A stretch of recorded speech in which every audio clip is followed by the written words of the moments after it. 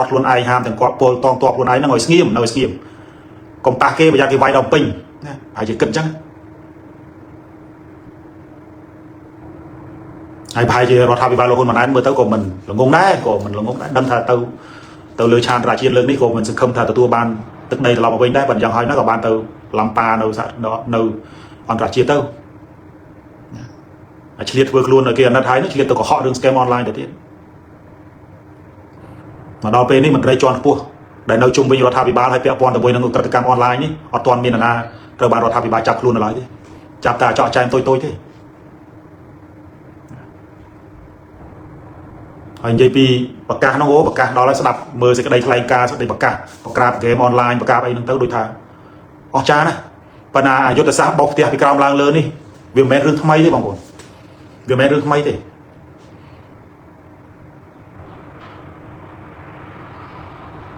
คือบอกแต่ปีกราวแม่ตัวคือตระบันจัดการตระบันจัดการให้ประปวนรอดนั่งจัดการบ้านมีประกาศประปวนบาดใบที่ใบตัวเตี้ยประปวนบาดใบที่ใบตัวเตี้ยแต่ใบจัดการแต่เหลือตัวนึงให้ปัญหาในการล้างพิจารณาคือตำแหน่งของฮอกเตอร์ปวดเราทำปีบ้านบอสไลให้จบไปเรื่องราวแต่ว่าคือปวดเนี่ยเขาเนี่ยไม่ใช่นะชมกึศธาเอาไว้ได้การล้างในไงนี้ชมมันชอบมันจังไอจานเดียชมกรณีเธอเพื่อการวินำลายท่าสงครามเรื่องนี้ก็เชื่อเมรียมวยเราสำคัญสำหรับกัมพูชีชมมันปลอดอยู่บอลเราทำพิบาลก็คือมันสลับยังเต้ไทยก็คือมีตีปรึกษารอบปอนรอบเมินเนี่ยนักน้องการสู้อยู่บอลได้ปนักชมเมอร์ถ้าบ่นใหญ่ปีตีปรึกษาแต่อ๋อนู้นไปแต่เมอร์ตามมันได้ฉันก็ไม่ได้ยังวีนำลายแต่เลยคอมมันวีนำลายแต่เลยการบังคับให้นะคือสัตตีปรึกษาโตรโปงต้องประจายแต่ซาเมดังนอมนั่นซาเมดังนอนขมิ้นรุ่งจีจุดศาสตร์รออยู่บอลเลยเต้ไอ้บุษนจีจุดศาสตร์นั่งโอ้กินนักล่ากิเวียนอะไรได้ลอยกรอนบาเจของหางจุดศาสตร์จังไม่ก็มันเธอรู้ไหนตัวเธอทำไมบอกเป็นเรากลายน้องเรานั่งมันดังทายบ่อยยังมีการผลักโดนกัมพูชีมันดังทาโดยังไม่ใช่หรอกบ่อยยังมีการจัดแสดงในอำนาจนั่นคือกรุ๊ปสถาบันรัฐมนตรีราชการนั่นเราคลายได้จำนับขมังหรือเปล่าคณะปะไปจีจุนได้หรือก็คลายได้เจจำนับขมังหรือเปล่าเมดังนอมได้อดเมียนมนตรีราชการนามวยเฮียนเงิมมันยัยบ่อยเวงยัยไฮพออะไรเด้ปอรัฐนั่นก็บาสบาอะไรเตี้ยไอ้ประปวนบาบอชนาดการไปเชียโกโจบอนั่นบันยัยเด้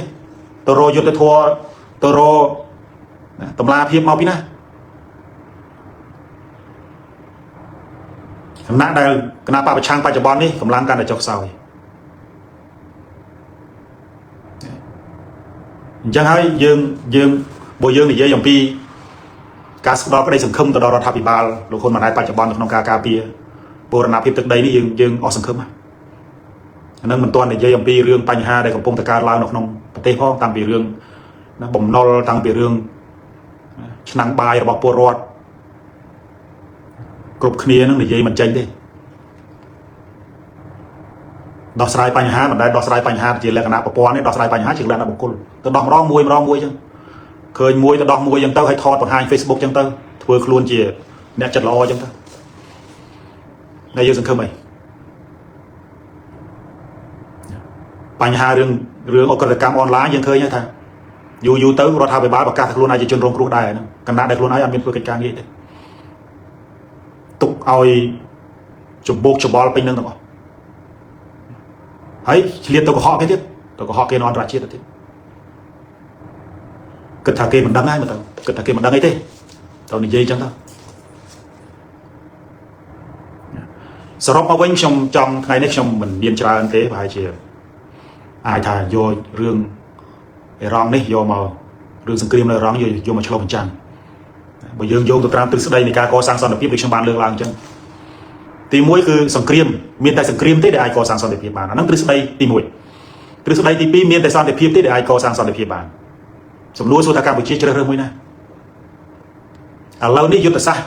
สันติภาพตามระยะการปราบยุทธศาสตร์การตูดเพื่อครูนักเรียนนั้นออกจุกเฉยเมาปีตุสนาเก่งวิ่งสงัดเฉิงได้เราไทยกินเรากรุบกรองได้เราใส่เคียงใส่จะไหลไทยกรุบกรองกับพงแต่ชูชายเฟื่องเพลาก่อสร้างเฮธาราชนาสมพรให้สัตว์ตัวโยมาวิ่งอย่างไร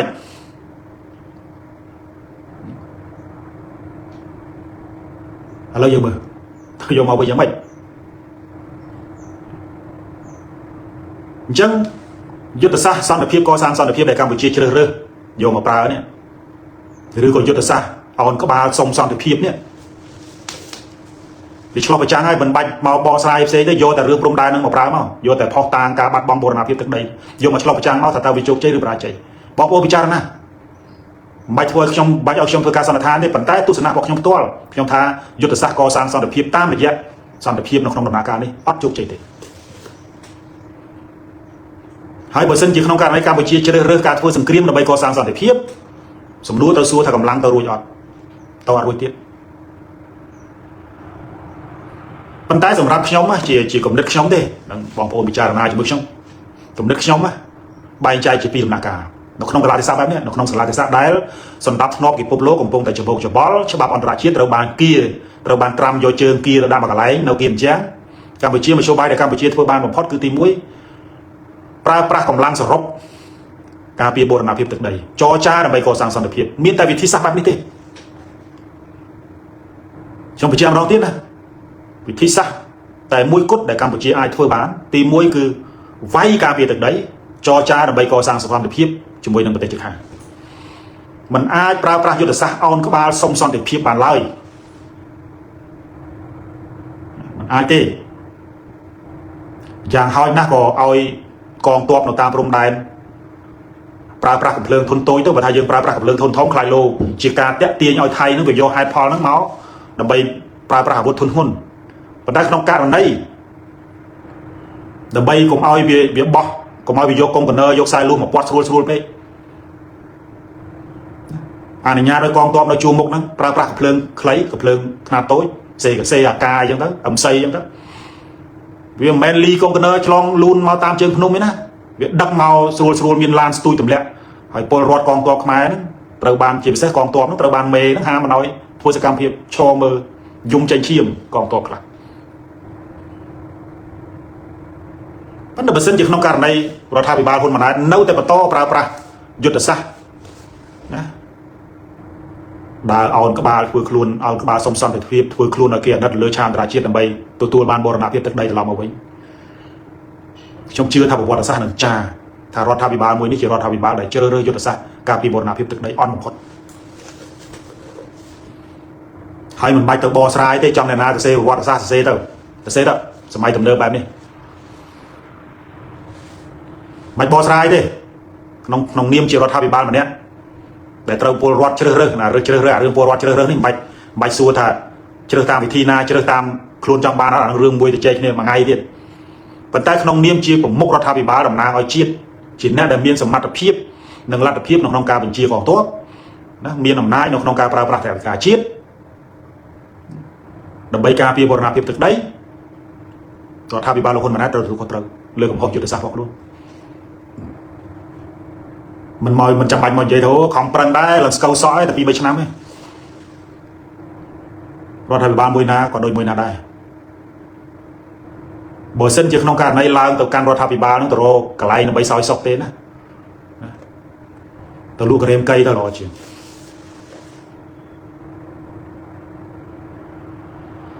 ហើយការជ្រើសរើសយកបូរណភាពទឹកដីយកទៅធ្វើជានុយការទូតរបស់ខ្លួនបែបនេះជាកំហុសដ៏ធ្ងន់ធ្ងរបំផុតហើយប្រវត្តិសាស្ត្របានបង្រៀនហើយប៉ុន្តែយើងវាអត់បានទៅមើលប្រវត្តិសាស្ត្រមិនទៅប្រវត្តិសាស្ត្រសម័យអង្គរព្រោះនិយាយពីរឿងខ្មែរសម័យអង្គរមិនដែលចរចាដើម្បីរក្សាបូរណភាពទឹកដីទេខ្មែរសម័យអង្គរអត់មានទេទៅមើលសភៅប្រវត្តិសាស្ត្រទៅខ្មែរសម័យអង្គរគឺប្រើសង្គ្រាមដើម្បីការពារបូរណភាពទឹកដីនិងពង្រីកទឹកដីប៉ុន្តែឥឡូវយើងមិនបាច់ពង្រីកទៅណាទេការពារតែបានប៉ុន្តែបែរទៅជាទៅសុំអោនក្បាលទៅសុំសន្តិភាពយកបូរណភាពទឹកដីទៅដូរជាមួយនឹងទៅដូរទៅជាស្នូនឹងការទូតរបស់ខ្លួនដើម្បីឲ្យអន្តរជាតិអាណិតទៅវិញបើលោកហ៊ុនម៉ាណែតមើលប្រវត្តិសាស្ត្រតែបន្តិចទេណាបាច់មើលទៅឆ្ងាយទេអានយោបាយយកដីទៅដូរយកដីទៅធ្វើជាឧបករណ៍នយោបាយគឺមានតាំងពីសម័យសង្គមរាស្ត្រនិយមមកម្លេះសម្ដេចព្រះនរោត្តមសីហនុមិនឃើញជេរយួនកប់មាត់ចោតយួនធ្វើតែកពើទេស្អីវាចាញ់បោកយួនអារឿងយកដីឲ្យគេខ្ចីឲ្យយួននឹងប្រើដីដើម្បីកសាងគេហៅថាបង្រួមទឹកដីវៀតណាមជើងវៀតណាមត្បូងហ្នឹងចង់បញ្ចប់អស់ដីមកកកោកមានតែមើលប្រវត្តិសាស្ត្រហ្នឹងទេ លោកនាយករដ្ឋមន្ត្រីអតីតនាយករដ្ឋមន្ត្រីហ៊ុនសែនអត់អីធ្វើអត់ការងារធ្វើយកដីទៅដូរមានបញ្ញវន្តម្នាក់នោះថាហេងសំរិនហ្នឹងទៅនៅលើដីយួនវាមានអាធឺអញ្ចឹងមកទៀតឃើញទេអាហ្នឹងគេហៅពួកបញ្ញវន្តប្រទេសធំបន្លំដេកប៉ុន្តែយើងបាញ់និយាយទេយើងបាញ់និយាយទេប៉ុន្តែប្រវត្តិសាស្ត្រចាហើយលោកឯងមិនបាច់ទៅនិយាយថាអីណាហេងសំរិនទៅនៅលើដីវៀតណាមឲ្យគ្រាន់តែរដ្ឋាភិបាលខ្មែរព្រម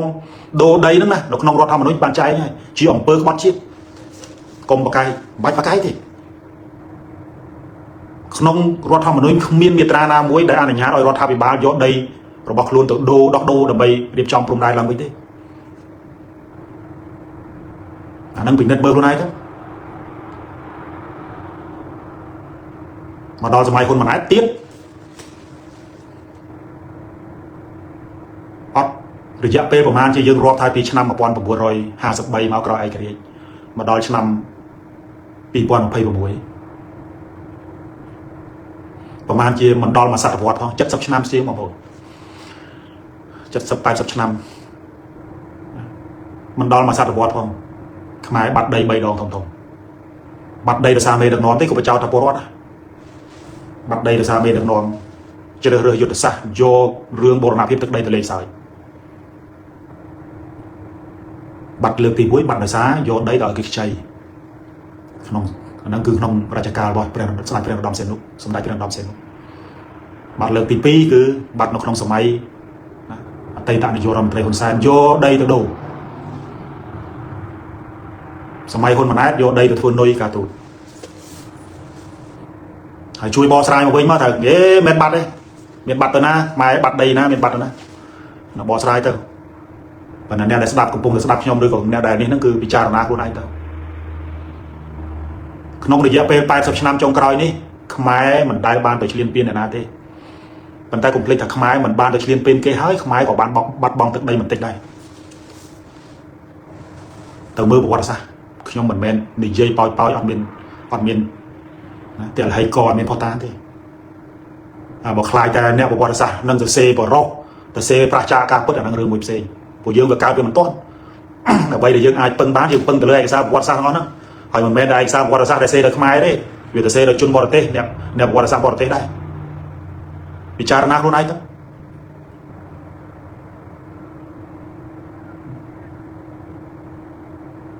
ដូច្នេះហើយខ្ញុំគិតថា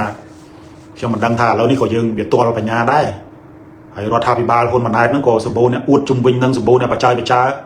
ធ្វើអីក៏ត្រូវដែរព្រោះសម្លេងដែលផ្ទុយហ្នឹងគឺជាសម្លេងដែលត្រូវបានចាត់ទុកថាជាសម្លេងពួកជនក្បត់ណែឃើញទេរដ្ឋាភិបាលរបៀបផ្ដាច់ការដឹកនាំតាមរបៀបគ្រួសារនិយមហ្នឹងវាច្រើនអញ្ចឹងហើយឥឡូវនេះគឺគេចាប់ផ្ដើមបំលែងបងប្អូនចាប់ផ្ដើមបំលែងអ្នកដែលប្រឆាំងជាមួយនឹងរដ្ឋាភិបាលគឺជាជនក្បត់ជាតិជាជនក្បត់ប៉ុន្តែសូមបញ្ជាក់បងប្អូននៅកន្លែងនេះណាបច្ចុប្បន្ននេះគ្មានអ្នកណាគេប្រឆាំងជាមួយនឹងជាតិខ្លួនឯងទេគេប្រឆាំងជាមួយនឹងបុគ្គលដែលដឹកនាំរដ្ឋាភិបាលនោះទេប៉ុន្តែខ្ញុំទទួលស្គាល់ហើយថាកន្លងមកហ្នឹងគឺគេធ្វើឲ្យប៉ះនឹងរដ្ឋហ្នឹងគឺតែមួយធ្វើឲ្យបុគ្គលឯនឹងប៉ះហ្នឹងតែមួយឃើញទេដល់អញ្ចឹងបងប្អូនច្រឡំអ្នកខ្លះច្រឡំអញ្ចឹងច្រឡំស្មានតែរដ្ឋហើយនឹងប៉ះហ្នឹងតែមួយអញ្ចឹងអ្នកដែលប្រឆាំងជាមួយគណៈបព្វជិជនគឺក្បត់ជាតិទាំងអស់តាមពិតមានតែក្បត់ជាតិស្អីគ្រាន់តែគេមិនគ្រប់គ្រងគណៈបព្វជិជនដោយសារគណៈបព្វជិជនបង្កើតកំហុសវាច្រើនពេកអាហ្នឹងយើងនិយាយពីរឿងបូរណភាពទឹកដីមួយហើយធនធានធម្មជាតិគ្មានសម័យណាដែលបំផ្លាញជាងសម័យដែលដឹកនាំដោយគណៈបព្វជិជនក្រោយឆ្នាំ79ទេពិនិត្យមើលខ្លួនឯងសម័យខ្មែរក្រហមយ៉ាងហោចណាស់ក៏សល់ធនធានធម្មជាតិដែរគ្រាន់តែវាសម្លាប់មនុស្សអាហ្នឹងគេកាត់ទោសហើយប៉ុន្តែមកដល់ពី79មកនេះណាខ្ទេចហ្មងធនធានធម្មជាតិក្រោមដីលើដីក្នុងទឹកគឺបញ្ចប់ត្រឹមសម័យហ្នឹងហ្មង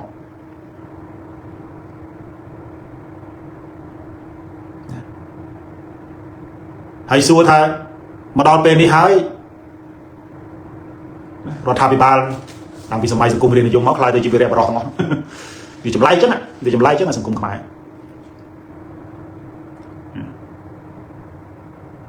អញ្ចឹងហើយនៅពេលដែលគេធ្វើឲ្យយើងច្រឡំរដ្ឋហើយនឹងបកជាស្ថាប័នតែមួយបុគ្គលហើយនឹងរដ្ឋជាស្ថាប័នតែមួយយើងឃើញអ្នកដែលប្រឆាំងជាមួយនឹងបកគណៈបព្វជិជនក្បត់ជាតិ ช่างจะมวยน้องคนซ้ายบอดจีดรีกุลรถทาไปบ้าก็บอดจีดแต่นักชมเราเชื่อเลยเหมือนสกาคนไหนจากชมบอลเมียนก็บอดจีดใส่ดิเนี่ยไอ้มันจะลันจีดโดยชมดิไปคลาสบ่อยยัยปีบวชกรมครูซาชมนั่งกรมแมนจะกรมครูซาได้ทั่วไปพลางจีดใส่ได้เดี๋ยวนี้สลันจีดได้ตั้งไต่ตาเอาพวกเกี่ยกองตัวได้ตั้ง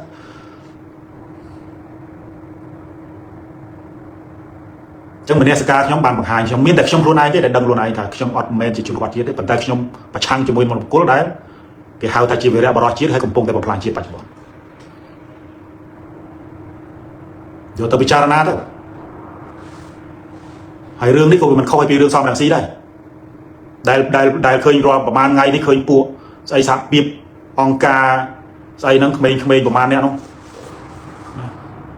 ได้เชื่ออุปกรณ์โยบายนั่นจะยมสมบัติวงกระจกอะไรนั่นติ้งนะการพิสมัยชมเรียนเราสกอตจะไล่พวกมันลงไปเนี่ยเกี่ยมีกรมมวยกับกรมนิสิตเมย์วัดพวกนั้นคือเกี่ยวกับการกรมนิสิตเมย์วัดนั่นเกี่ยวกับสมาคมนะไปเกี่ยวกับปลายจุดสามมวยกับปาฐกรรมกับปาฐกรรมนะเป็นนุกชมก่อสกรรมได้นะน้องการโจรวมทัวร์ปาฐกรรมไปชังจมวยนรธาพิบาลเป็นนุกเกี่ยวกับการนิสิตเมย์วัดไม่น่ายีเมาไม่ได้นั่นยมจำชั่วโมงประมาณนี้นะพวกนั้นจีมาโตมาสะดมสะดุดบ่งติดเกี่ยวกับกิจโยนิสัตประการนิสัตให้พวกสาพีองการนี่โดยขี้เนี่ยจังบอกผมเกี่ยวกับพวกกรองบาดใดที่ใบบาดใดพวกกรองบาดใดที่ใบนึกเวียแมนกรอนใดพวกดาวแมนพวกแต่สอนสกคันนี่นะสอนสกคันนั้นก็เชียร์สถาบันกลางมวยใดพวกนั้นบรอดเต้าโดยปฏิกาปีที่ปัจจัยอำนาจของน้องการพวกกราบปฏิกรรมนั้นเวียอาจมีเส้นไฟปาดก้อจำเชื่อทางคณะได้รัฐบาลนั้นไปจะปลาเป็นลิปลาแต่เฮียมเท่าไปต่อรุ่ยพวกไตรเดชกาจำเธอบาปรอดจังมีนักประกาศกรมบาดใดที่ใบกรมบาดใดที่ใบนึกไปโชว์กรมรูปเพียบจ้านะไปโชว์กรมรูปเพียบเจียสอนสกคันไปโชว์กรมรูปเพียบเจียนะนิสัตเควนวอดไปโชว์กรมรูปเพียบปัจจุบันนี่ไปโชว์กรมรูปเพียบเจียสาเพียบองการกราวรัฐบาลอย่างนี้ดาวตัวหนึ่งตีเจียอุปกรณ์นโยบายในองการจัดการแต่เลยไม่ดังนองไปช้างหรือก็จรนาไปช้างยังเคยให้ประมาณกรมประมาณไงที่เคยกิจกรรมในองการสมาร์ตกระทรวงมหาดไทยนำไปลบสินเชื่อซ้อมรังสีนั่งปะปูเราเจ้าแต่ขบจีดปัญหาซ้อมรังสีบนยัยปีเรื่องขบจีดไว้ชมโรอะไรคือขบจีดแบบเคย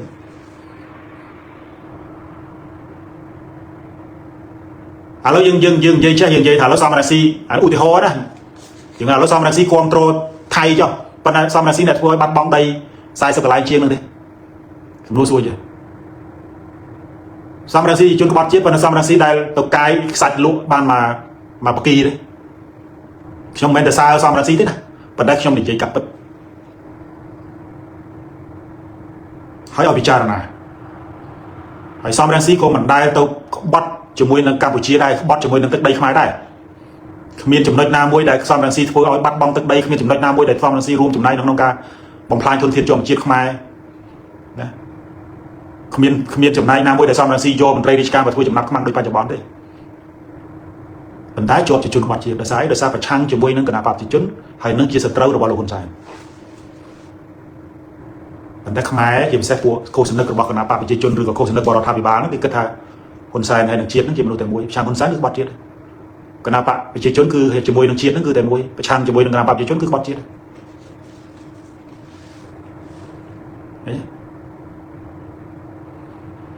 จังหาย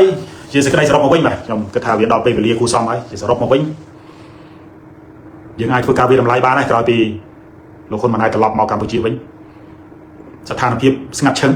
โลลาแต่เปเตอร์เด้อุดกระไดอย่างปีพิบจุกจีในดำนาการตูดขณะได้ตลอดมาวิ่งคือได้เชียงทรายสกไหลไปเจาะใช่ไหมได้เชียงทรายสกไหลรอไงนี่ออดตอนบ้านมากไหลตลอดมาวิ่งเด้หายยุ่นนักการ GBC JBC นั่นคือออดตอนเคยมีสัญญาณนายมวยได้อายมาแต่เจเจเพสฟิกีบาลายนี่คือชีดำนาตุสนาเตการตูดได้ประราชเจทุนงงพอดนกนองการการปีโบราณพิตึกใดโบกซ้อมจมวยนังการเตาก็ฮอกอันตรายเชียดำปีเรื่องสแกมเราการไปเชียร์บางเส้นยืนนองการในรัฐบาลเราคนมาไหนปุ๊บเชียร์เตาการเอาอันตรายเชียดเลี้ยงสมอาดคล้วนเลยชาอันตรายเชียดได้อาเชียนแต่ดอการก่อสร้างตุ่มนกจัดเลยอันตรายเชียดลังไปเนี่ยจับมันไกลในจงเป็นคล้วนได้ในเพียงไกลสเกมออนไลน์นั่นก็บางหางก็อันนั้นมันซึ่งอันนั้นมันบางหางตอนรายเชียร์ถักล้วนคือจิตจนรองกรุ๊ปในสเกมออนไลน์ ហើយទៅប្រាប់គេថារដ្ឋាភិបាលខ្លួនឯងជាជនរងគ្រោះដែរប៉ុន្តែមន្ត្រីជាន់ខ្ពស់នៅជុំវិញខ្លួនសិតតែអ្នកដែលនៅពីខាងក្រោយក្រតកម្មអ្នកខ្លះប្រព្រឹត្តក្រតកម្មផ្ទាល់ទៅទៀតទីប្រឹក្សារដ្ឋាភិបាលស្អីហ្នឹង Gen Z ហ្នឹងសញ្ជាតិខ្មែរយកមកធ្វើទីប្រឹក្សាទៅនិយាយថាខ្លួនឯងជាជនរងគ្រោះមិនបើយកមេក្រតកយកមកធ្វើជាទីប្រឹក្សាឃើញជាកំហុសហ៎អារឿងព្រំដែនមួយអារឿងអក្រិតកម្មអនឡាញពីរដំណោះស្រាយរយៈពេលខ្លីមានពីរដែរអានេះកុំឲ្យយើងនិយាយទៅថាយើងនិយាយវាអត់មានដំណោះស្រាយទី1នៅក្នុងករណីរឿងបូរណភាពទឹកដីវាយការពារបូរណភាពទឹកដីវាយការពារដីចរចាកសាងសន្តិភាពមិនអាចណាយកបូរណភាពទឹកដីទៅធ្វើជានុយឲ្យគេចឹងទេហើយក៏មិនអាចអោនក្បាលសុំសន្តិភាពពីថៃបានដែរតិចទៀតវាសម្លុតទៀតអាហ្នឹងដំណោះស្រាយទី1ដំណោះស្រាយទី2រឿង scam online នេះក៏ត្រូវបានថៃយកភ្ជាប់ថាជាហេតុផលក្នុងការធ្វើសង្គ្រាមមួយកម្ពុជាដែរអញ្ចឹងការបោះសម្អាតពីលើមកក្រោមជាជំរឿនមួយដែលល្អបំផុតកុំបោះពីក្រោមឡើងលើវាខុសតំណមបុរាណដែលបោះផ្ទះពីក្រោមឡើងលើផ្ទះនោះហើយមានតែមនុស្សឈួតទេដែលធ្វើអញ្ចឹងវាគ្មានអាណាទេបោះវាគ្មានអាណាដឹកនាំទម្លាក់កំហុសទៅលើតែពលរដ្ឋអញ្ចឹងទេអញ្ចឹងហើយដើម្បីកសាងកេរ្តិ៍ឈ្មោះកម្ពុជាឡើងវិញតាក់ទាញធ្វើម៉េចឲ្យពលរដ្ឋឲ្យអន្តរជាតិនឹងមើលឃើញថាកម្ពុជាមានចេតនាក្នុងការដោះស្រាយបញ្ហាឡើងវិញអានឹងដើម្បីធ្វើម៉េចដើម្បីធ្វើយុទ្ធសាស្ត្ររយៈពេលវែងកសាងកម្លាំងហើយដំណោះស្រាយរយៈពេលវែងហ្នឹងអារឿងបក្រាបឃ្លានអនឡាញហ្នឹងគ្រាន់តែជាផ្នែកមួយនៅអំពើពុករលួយនៅស្អីច្រើនទៅទៀតការធ្វើវិសោធនកម្មឬក៏ការធ្វើណាគេហៅធ្វើការវះកាត់នៅក្នុងវិស័យកងទ័ពតម្លើងលុយថាវិការជាតិនៅក្នុងការបំពន់ទៅកងទ័ពហ្នឹងវាគ្មានទៅរួចទេបើសិនជាមិនកាត់វះកាត់នៅអាមន្ត្រីពុករលួយមួយចំនួននោះ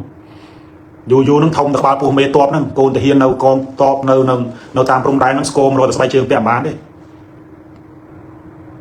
ហើយនិយាយបែបនេះនឹងគ្មាននរណាហ៊ាននិយាយទេនៅក្នុងស្រុកនិយាយភ្លាមហ្នឹងគេចាប់ដាក់គុកភ្លាមហ្នឹង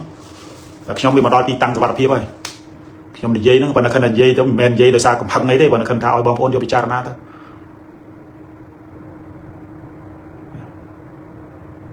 ហើយថ្ងៃនេះក៏ខ្ញុំចង់ឆ្លុះបញ្ចាំងអញ្ចឹងដែរខ្ញុំគិតថាយកសង្គ្រាមអេរ៉ង់ហ្នឹងមកជាលបោយនៅក្នុងការវិភាគរបស់ខ្ញុំទេប៉ុន្តែគោលដៅរបស់ខ្ញុំសង្គ្រាមនៅណាសង្គ្រាមទៅប៉ុន្តែគ្រាន់តែយ៉ាងហោចណាស់ចង់បញ្ជាក់ទៅបងប្អូនថាសម្រាប់ធ្នាប់ពិភពលោកច្បោកច្បល់ច្បាប់អន្តរជាតិត្រូវបានអាមេរិកយកជើងគៀសទៅមកខាងហើយតើកម្ពុជាគួរធ្វើម៉េចក្នុងករណីដែលទឹកដីរបស់ខ្លួននឹងត្រូវបានគ្រប់គ្រងដោយថៃហើយខ្ញុំបានលើកជាយោបល់ហើយលើកជាដំណោះស្រាយមិនមែនយោបល់ទេ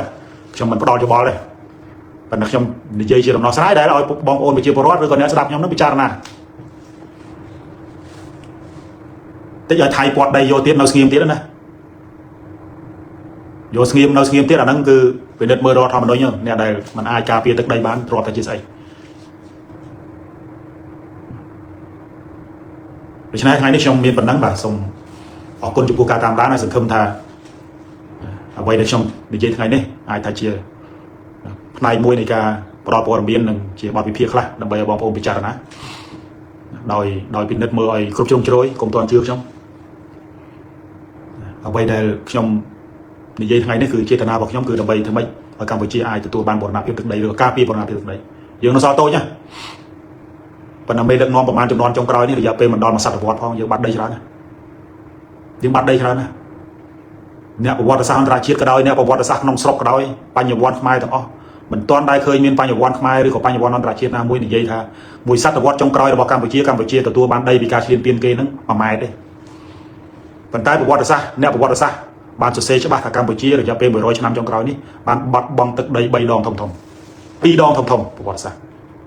សម័យសេនុម្ដងតាមរយៈការឲ្យដីគេខ្ចីសម័យហ៊ុនសែនម្ដងតាមរយៈការដូរដីឥឡូវនេះប្រវត្តិសាស្ត្រនឹងចាទៀតហើយសម័យហ៊ុនម៉ាណែតគឺយកដីធ្វើនុយការទូតជឿមិនជឿពិចារណាខ្លួនឯងហើយមួយទៀតគឺសូមឲ្យបងប្អូនកុំធ្វើការយល់ច្រឡំណាសូមបញ្ជាក់ម្ដងទៀតថាអ្នកដែលត្រូវបានគេចោទថាក្បត់ជាតិបច្ចុប្បន្ននេះណាដែលគេត្រៀមដកសេចក្ដីគេចោទជាជនក្បត់ជាតិហ្នឹងណាដោយសារតែអ្នកចោទហ្នឹងច្រឡំស្មានតែហ៊ុនសែនហ្នឹងគឺកម្ពុជាឬក៏គណៈបព្វជិជនជាកម្ពុជាប៉ុន្តែប្រទេសកម្ពុជានេះគ្មានអ្នកណាស្មើទេសូម្បីតែព្រះមហាក្សត្រខ្មែរក៏មិនស្មើជាមួយនឹងប្រទេសកម្ពុជាដែរប្រឆាំងជាមួយនឹងព្រះមហាក្សត្រខ្មែរមិនមែននឹងក្បត់ជាតិទេ còn là pe class đại năng còn phơi mình trâu cái dương mình trang tập máy đây chia thì giống hai cho bạn ta